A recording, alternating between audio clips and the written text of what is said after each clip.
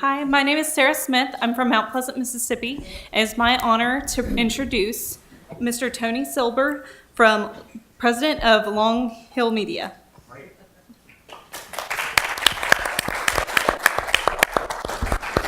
Thanks, everybody. So our charge here in the next 40 minutes, 35 minutes or so is going to be to talk about circulation or the reader revenue side of the magazine industry.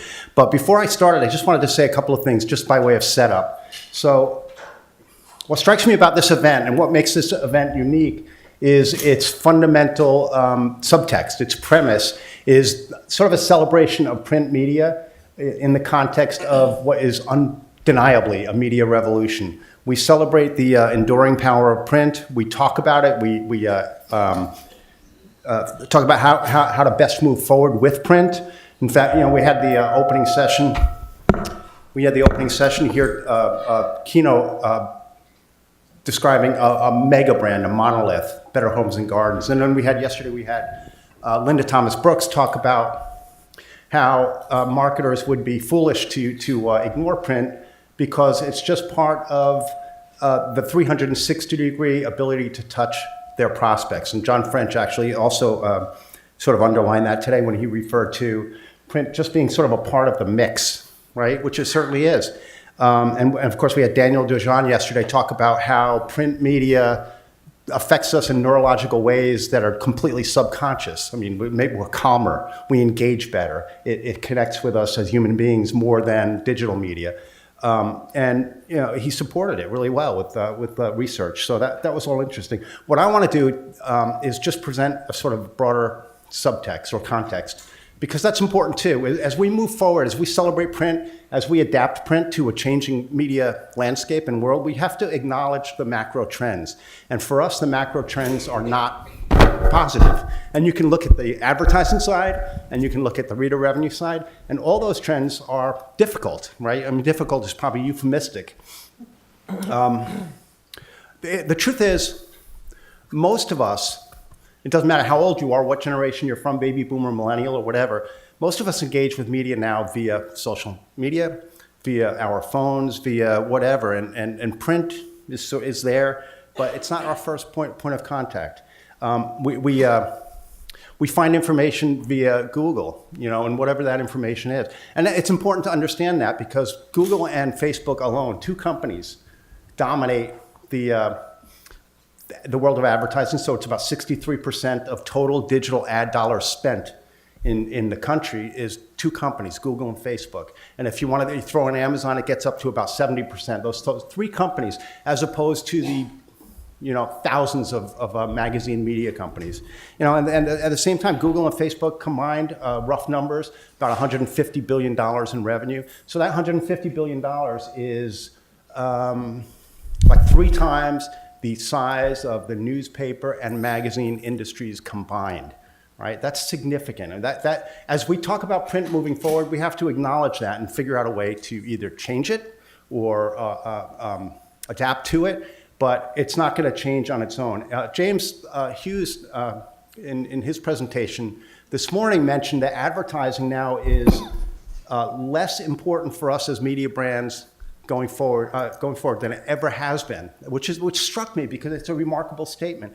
Advertising has been the fundamental, foundational component of media, commercial media, as long as there's been commercial media, and that's a couple of 300 years, however long it's been.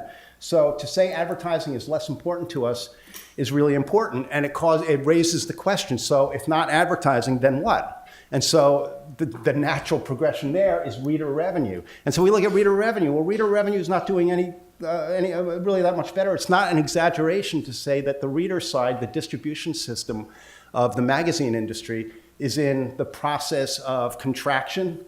On the one hand, you can say contraction. On the other hand, you can say collapse. But it is happening. And so let's just look at some of the numbers. There were 180 wholesalers in 1995. This is an old story, but it's true. Now there's arguably 2, probably 1, right? 10 years ago, newsstand sales for audited magazines were about 20% of their total circulation. Now that number is about 6, right? So the newsstand is certainly in a state of collapse. Newsstand sales peaked in 2007, and every single year since then, they've had double-digit declines. Peaked at about $4.9 billion, and now it's $2 billion. And $2 billion sounds like a good number, right? Until you think, well, Facebook generates $2 billion in a week. So that's what. So I wanted to just provide some context. If you look at the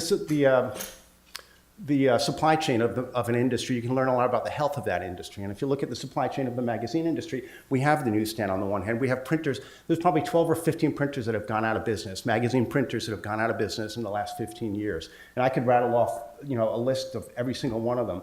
But, if there's a neurological value to print, as Daniel suggested, and very compellingly, then it's not helping the printing industry.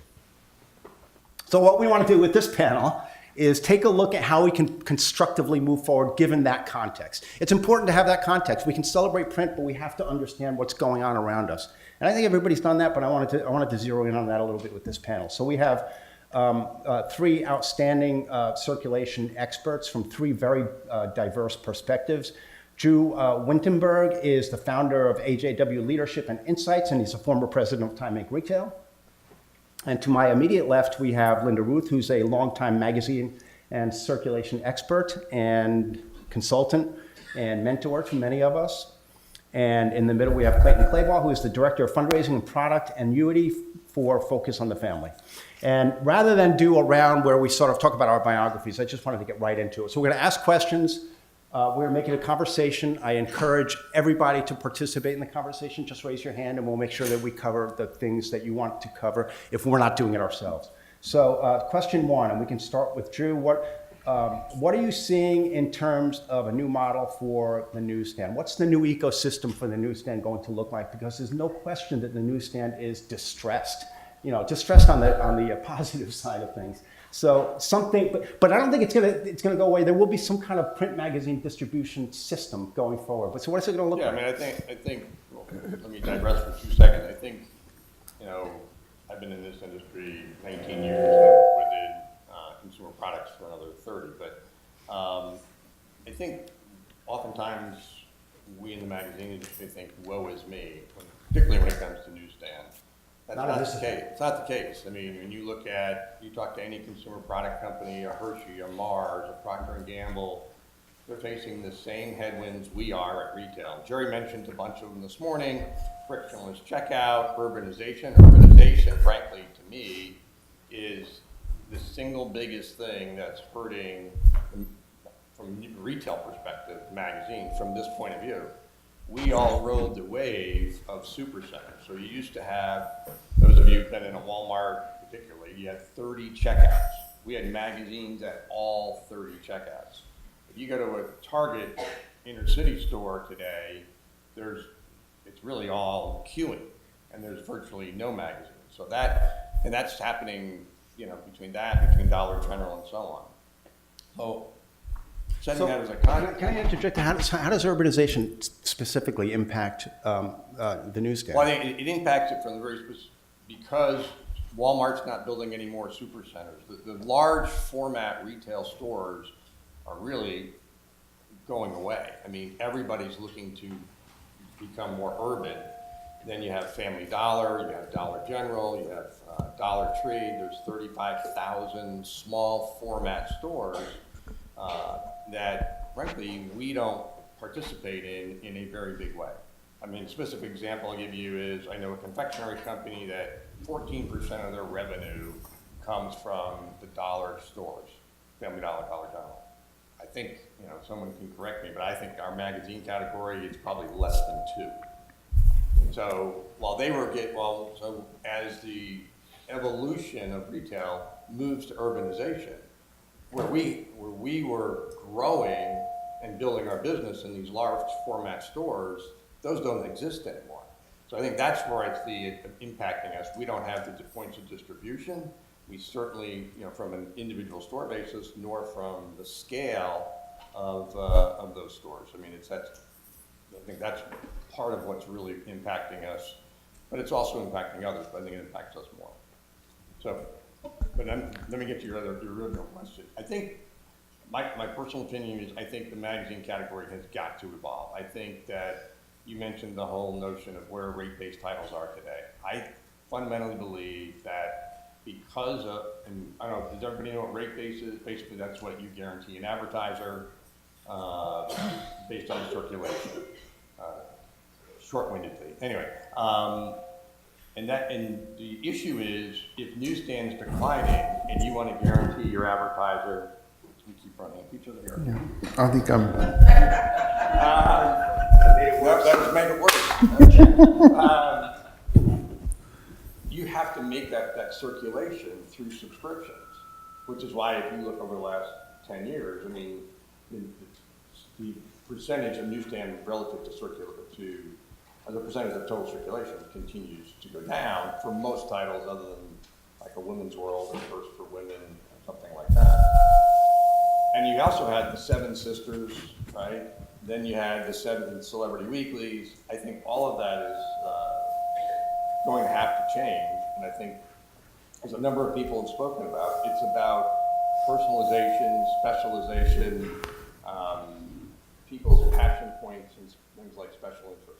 I'll leave it at So that. special interest is likely to continue to do well, and I think some of the publishers in this room are special interest oriented. I think niche published special interest, and I think, we as an industry do ourselves a disservice because we report on the AAM, which is all rate-based audited, and there's really no mechanism to report on the special interest, which very rarely carries advertising and is high-priced, high-quality, and frankly, that's the part that's growing. I mean, without giving out numbers I can't, but it certainly was growing double-digit over the last 3 to 5 years. But what gets reported is the fact that the newsstand, primarily driven by celebrity weeklies like, Us Weekly, National Enquirer, continue to decline at a precipitous rate. So when we talk about the $2 billion versus the $4.9 billion 10 years ago, 12 years ago, is that number mitigated by the unreported sales? I don't think it's mitigated by $2 billion, but it's mitigated. It paints a much better picture than what gets reported, and what happens when you think about our competitors at retail. A lot of them are our advertisers, but they're going in and saying magazines are dead. What category are you going to keep at the front end that has a 20%, 10%, 15% decline, year over year? Not to mention a 20% sell-through when 10 years ago was Right. 35% was considered like the scarlet letter, and now it's 20, 22. And that's why I think part of what we owe ourselves to do is really preach what's going on from a niche title perspective, from a special interest point of view. And I just don't think there'll be 7 celebrity weekly magazines, just like there's not seven sisters. I mean, I'll get one other point and then let these guys talk. But I think the other point is when, 15 years ago, when you looked at a checkout at a supermarket in particular, there were 30 spaces roughly on each checkout for magazines. On average today, it's somewhere between 16 and 20. With 30, you can afford to have 7 celebrity weeklies.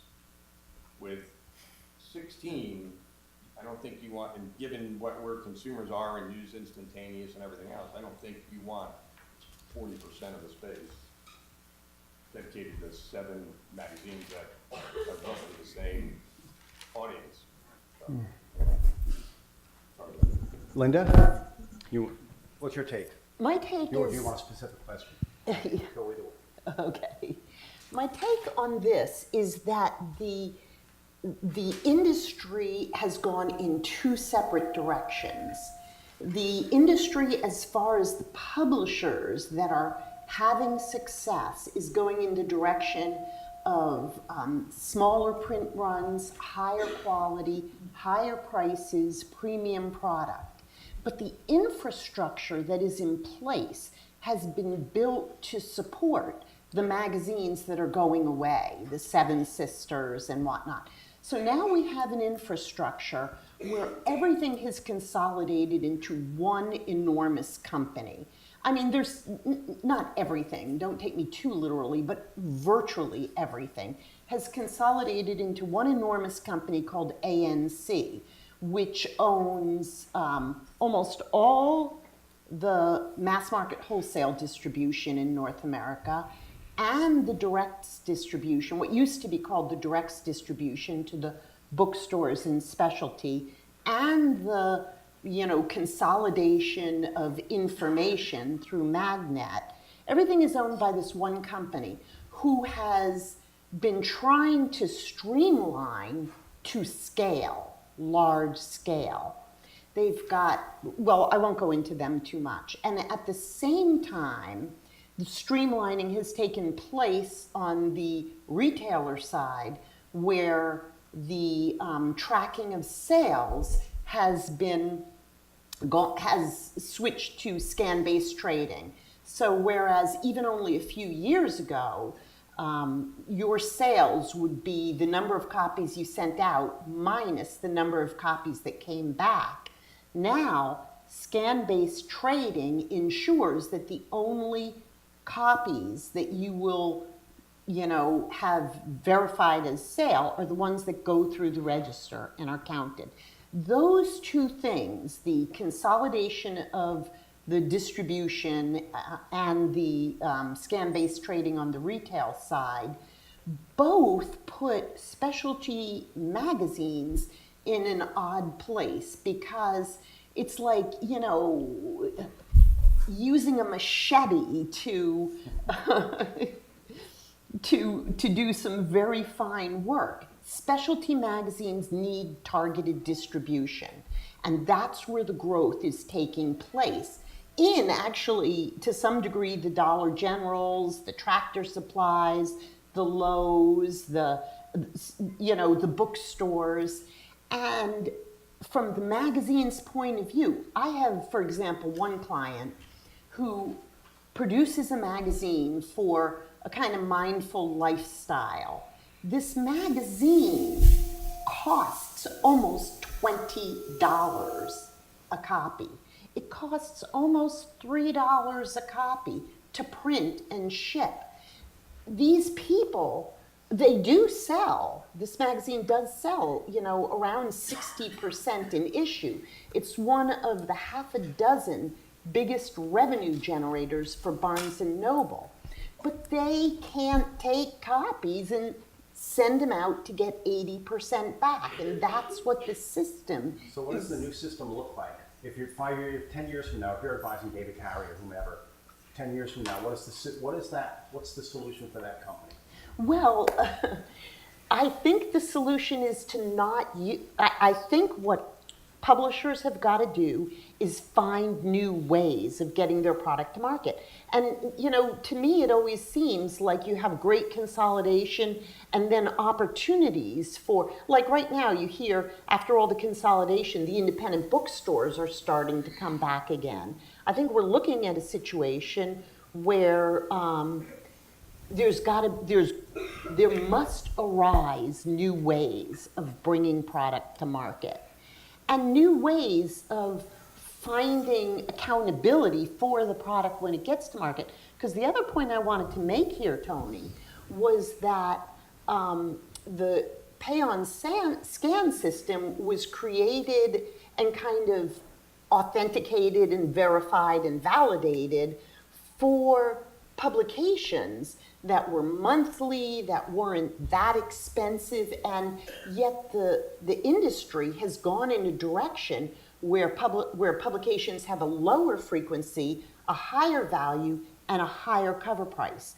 And I believe those publications are more vulnerable to shrink. When somebody's been waiting for a magazine, and I don't even mean necessarily theft, it's store personnel, if they realize that, or, you get a big thick magazine that you can only put 4 on a newsstand, but you've sent 20 in. The other 16 can just vanish. So these publications are vulnerable to shrink, and they can't afford it. So, from the point of view of an ANC or a retail level, I think there needs to be some more follow-up for the product that goes out there, instructions to the merchandisers, allowing publishers more access to the merchandisers, to help educate them, those kind of things. So one thing that's going on the newsstand as well is it's the frequency magazines, the Vanity Fairs and those kinds of magazines are losing, Cosmopolitan, they're all losing space on the newsstand, and they're being that space has been taken over the last half dozen years, especially by SIPs. So if you go to the newsstand in any store these days, you'll see, a nice $15 magazine about the Royals or about the Beatles or whatever, topics like that, mindfulness. And so the space is shrinking, and they're higher volume. But I understand that the SIPs are now declining as well. Is that the case? Can either probably more Drew or. I can't speak to it because I don't have access to that. I think in some cases that's true. I'm not sure that's true on a publisher by publisher basis. Samir says it's not true. No, I can't believe it is. I think there are some that, when you look year over year, you can see a decline, but it was because there was something. I'll make one up. Let's use the royal wedding as an example. Well, if you have nothing to comp against the royal wedding, then it's going to look down. But I can tell you, I don't know of, at least my former company, that would not be the case. I saw one on grilling John Wayne style.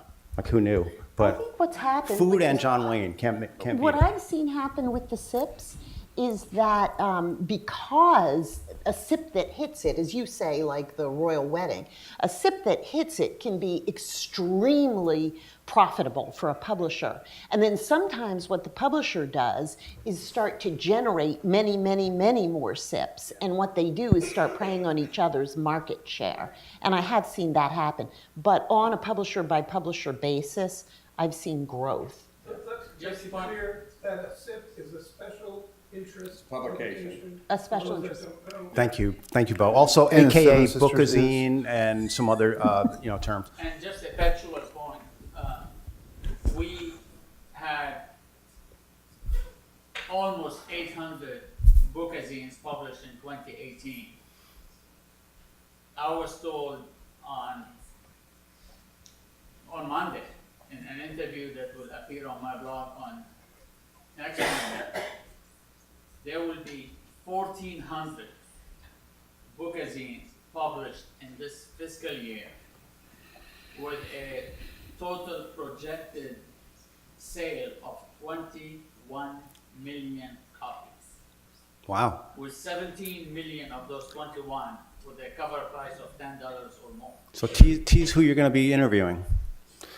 Tease who you're going to be interviewing in the blog. Is this one of the SIP companies? It's the Centennial? no, it's the guy in charge of at Meredith. Oh, okay. Scott Martin. But I think to your point about whether it's up or down, I think one of the challenges is, and it goes back to trusted media, not the trusted media company, but trusted media is there's no barrier to entry.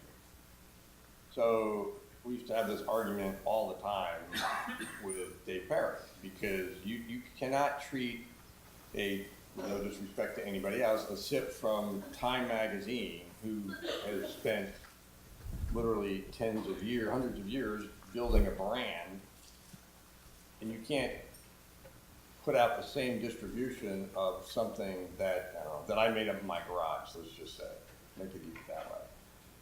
And I think that's part of the problem. There's most Digital, right? That's no barrier to entry in digital. No, it's still perfect bound. It's $12.99 or $14.99, but it gets the same level of distribution that something that has checkout pockets doesn't. Yeah. So I think that the thing that frightens me most about the special interest publications is I think all of us remember the coloring book craze, right?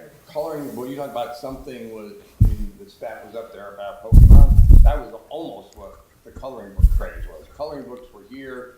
There was like a $200 million business, and in less than a year it was gone. And then we had adult coloring books more recently. I'm talking Yeah. adult coloring Yeah. books. So I think it's incumbent upon everybody to make sure that, again, as we talked about, it's researched, the content is accurate, et cetera, like we would in any other publication. So this is for all three of you, please. So we live in a world of subscriptions. It's the subscription economy is booming like it never has. We have Spotify, Netflix, Prime, Amazon Prime, Stitch Fix, HBO, Dollar Shave Club. You can buy socks and underwear now via subscriptions. So it's kind of crazy. Washington Post and New York Times. Most of us are willing to pony up $10 a month or whatever the cost is for those two subscriptions. But the subscription economy may affect magazine media in detrimental ways because, we have $250, all of us, in subscription costs monthly now. And, you may not, John's passion for wooden boats might not make the cut anymore. So, talk about that. Yeah, so at Focus on the Family, we have a couple of kids magazines, and our Clubhouse version is for kids 7 to 12 years old, and about 28% of our 80,000 circulation is tied to a monthly subscription product called Adventures in Odyssey. So that's $9.99 a month. So you'll get that magazine, and as long as you're subscribing, you continue to get that. As I've listened to a lot of the conversations, I think the subscription, it's the box economy.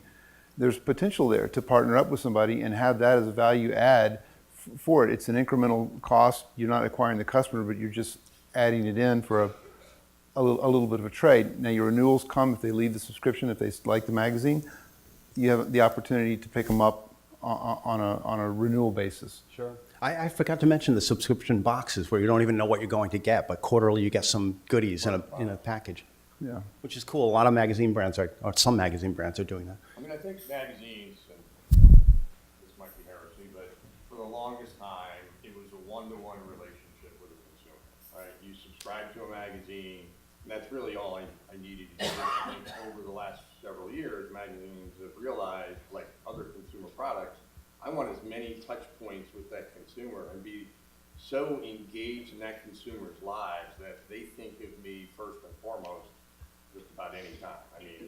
I worked for M&M Mars for 21 years, and they were zealots on going after consumers in a multitude of ways. And that's why I think, we saw this morning, it's about how do you engage them socially? How do you engage them at, events? Can you do something that's club-oriented that, again, keeps them engaged? Is there additional content that you give them if they're a super subscriber kind of thing? I think many publishers are realizing or have realized that you've got to do this, and that's why Meredith got a licensing deal that Steven showed where they got 3,000 items at Walmart. I think that's, and for the longest time, I used to argue this all the time when I was at Time. People was the largest magazine brand in the world. It had at the time a larger share than the next two combined, and yet we didn't do any licensing or anything. And it was because we were very media focused, not reader/consumer focused, in my opinion. So how does it all affect does the subscription economy have a detrimental impact? Does the club model have a detrimental impact on subscriptions? Is it measurable? Has anybody quantified it? Or are like things like subscription boxes just the new football phone? My point. I think they're overplayed. We've looked at it several times. There's a couple of wild successes. Dollar Shave Club, right? But the reason Unilever bought Dollar Shave Club isn't because they think Dollar Shave Club as a product is an awesome thing. It's because they got access to the bloody names that Dollar Shave Club had. That's why everybody wants the club, because you have a deeper relationship with the reader, right? Because now you definitely have the read now, right? At a minimum, let alone where they live and everything else. So I'm not I don't believe there's that many that have been successful. There are some, Birchbox, Markbox, and a couple of others, but I don't think it's been long-windedly, I don't think it's been detrimental to the magazine category at all. I think we have lots of other issues we should worry about before subscription boxes. And lots of other ways we can be approaching it too. Yesterday we were talking about a friend of mine contacted me recently to say that he feels that e-learning is way underpenetrated in the media and publishing market. I was saying a $26 billion business in the United States, and Clay, you said a 46 billion Globally. business globally. And you've started to do some e-learning. Right. We're in the very infant stages of testing small micro courses, which are just 5-part video series, which have call to actions buried in that. And again, a part of this is it's incumbent to find ways to gate content so that you can get email addresses. You drive people in some way or another to get that email address. And we're doing it in 2 different ways, where we are sending emails to our house list, and we're also using Facebook and testing that as well. And again, we've got a fairly large list, but I think we've run 5 different small series, small tests. And the last one we did was a mother-son respect. It had a book tied to it, and a 5-part cut-up broadcast with little vignettes in it, mothers and respect with their sons. We launched on a Friday afternoon. We came in Monday morning. We had 14,000 people sign up for it.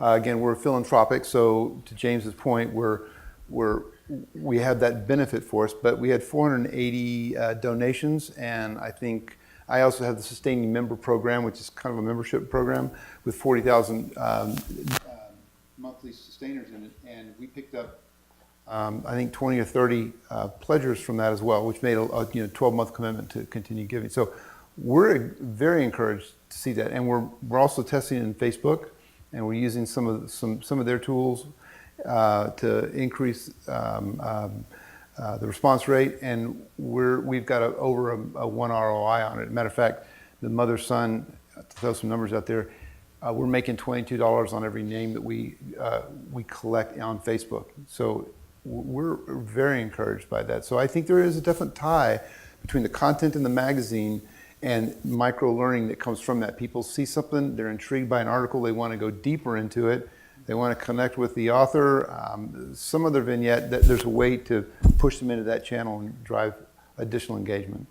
Yeah, so there's I think a big opportunity for the publishing world, because we've got the audience, the knowledge, the enthusiasts, and so much, especially on the special interest side, is stuff that can be taught and needs to be taught to the audience.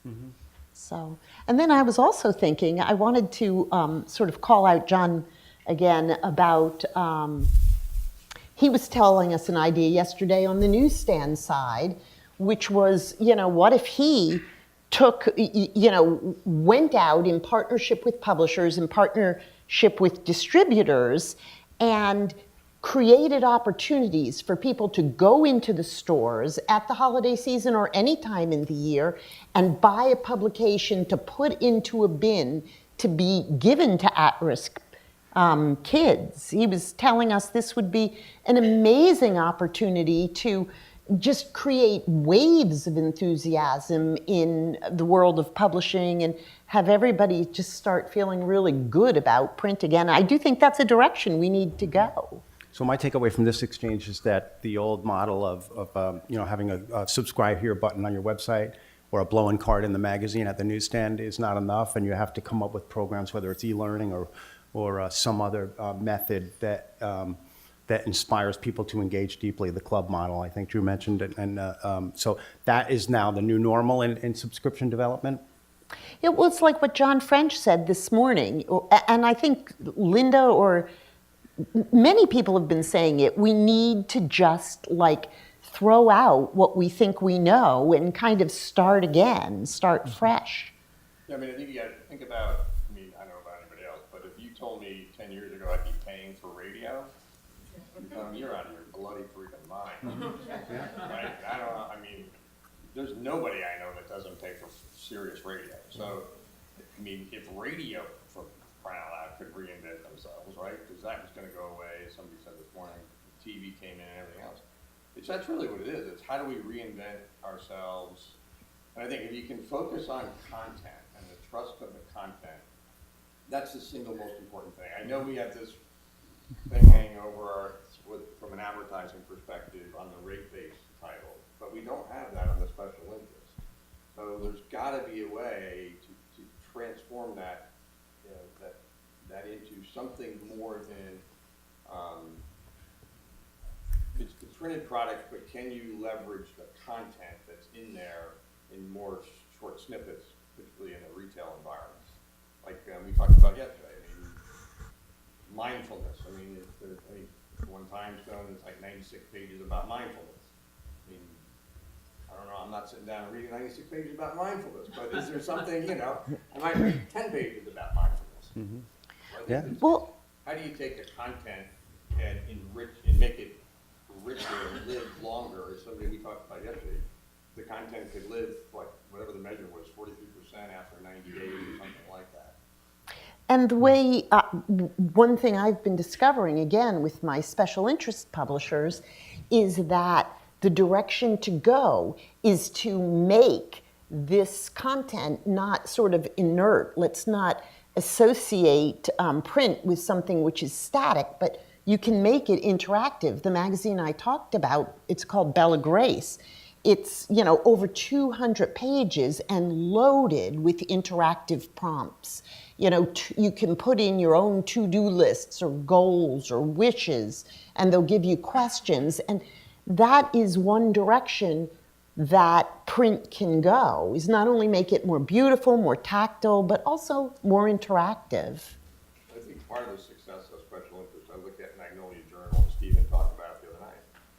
I mean, obviously, Joanna Gaines helps, but they limit the advertising. I mean, I think one of the panels yesterday said, I mean, if you start out and you're beholden to the advertising first, I mean, I know it's a chicken and egg, you lose all control, right? So if there's a way that you can make a model where content and a couple of ads can pay for itself to start with, which is really what, I mean, I don't know the economics, but that's pretty much what Chip and Joanna Gaines did with Meredith. They had very few ad pages in that magazine. Yeah, I think all smart entrepreneurs would start with the with content and not with the advertising. Smart media entrepreneurs, and actually we had a conversation in the car on the way down where we talked about exactly that. I said, "What was your where'd you start? Like, was it business or what? You know?" And Andrea said, "No, I started with the content." So she had a good idea, and now she's making it work. So I wanted to, so you mentioned advertising, and James said a little while ago that advertising is not as important to media companies as it once was, which, you know, it's probably true, and largely because programmatic and media outlets like Facebook have diminished, and Apple News or whatever, have diminished the value of the brand. So my question is, what's the revenue mix look like if advertising is not as important as it once was, and where do we turn? What's promising? You know, Membership clubs, did we talk I can about? speak for a nonprofit, right? Advertising is a very small. It's not even. It's not a blip on the radar for us. So, in our world, it's philanthropic. So we're asking for subscriptions, and our donors are happy to throw a little bit on. So we're always asking for that extra line for that extra donation, which turns out to be extremely lucrative when we built a model that puts us in the black just based on circulation, and then we get $3-4 for every subscription on average over that adds up. So you know, we look at it. For the longest time, I thought we need to have advertising, and of course, after the conversations here, I'm like, I don't know that I want to see us have to worry about that. So can circulation revenue take the place of advertising on a mass scale? I mean, typically, you know, most magazines are probably somewhere in the print magazines. I think, you know, I'm sorry, but the genie's out of the bottle, right? I mean, I don't know how you put the genie back in. I think everybody's trying to figure out a way to make it less of a percentage, but for most, at least the businesses I've worked on, most rate-based titles, it's the lion's share. It's like 70 plus. And if you're publicly traded, I don't know how you pull the needle out, right? I mean, you know, every analyst call you ever listen to, you know, if you listen to anyone's at Time or now Meredith, I mean, that's one of the questions they're always asking, what's going on with that revenue? So I think it's, you know, it's gonna be a slow burn to try to change that model, at least for some of the bigger publishers anyway. I don't want to speak for some of the small ones, but it's the bane, I mean, honestly, it was the bane of our existence. I mean, when you're publicly traded, I mean, not the advertising itself, but what you need to do to protect the advertising. Well, the big publishers are just having a harder time in some cases moving the ship. And in a lot of those ships we can see are going down. But I mean, I think every business model is going to look different, but there's a bunch of things that do need to happen if you're going to become less dependent on ad revenue. On the newsstand side, you've got to build efficiencies.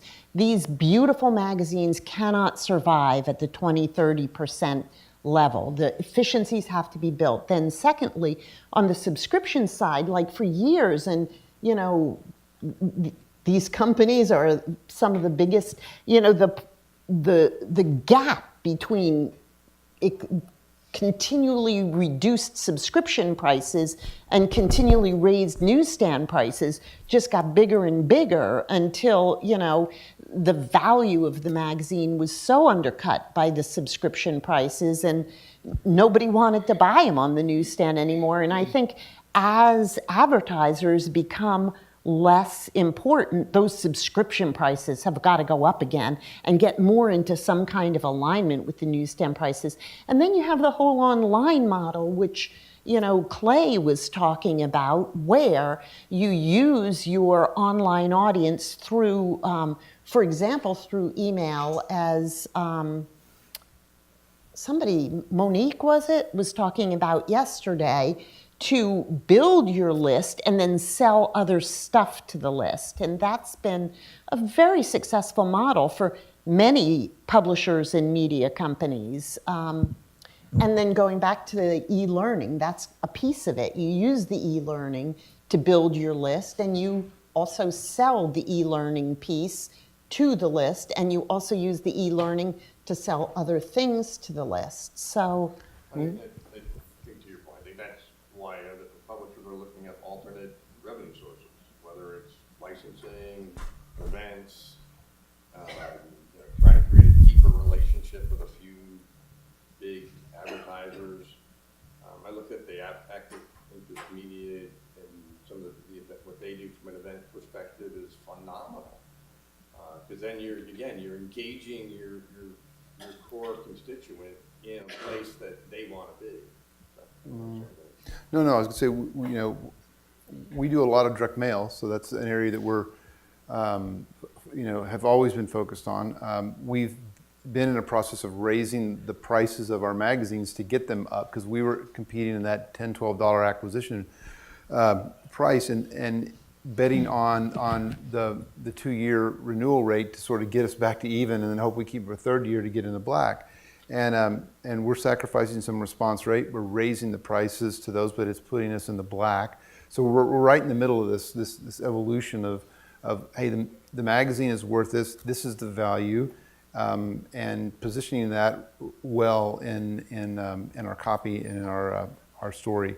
So, and then we're also using outside resources to help us in our list select. So we're using our house list, but we're using like Wyland, which is outside co-op, and that gives us the ability to refine that and go outside of our pond and find new names to bring in.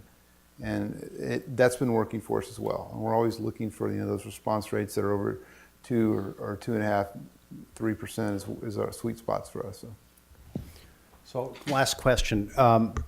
What's promising in digital subscription development? And it could be digital for print, or it could be digital for a digital subscription, like a metered paywall or whatever it is. What marketing techniques are working, and what can you impart to the audience?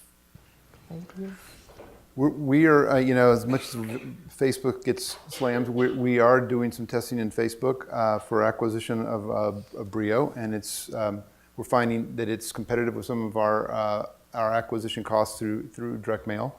So that's an interesting one for us. And then again, this whole micro learning is an area that we're testing as well. And I think there'll be some convergence in that along the way where we can monetize that further. Joe or Linda?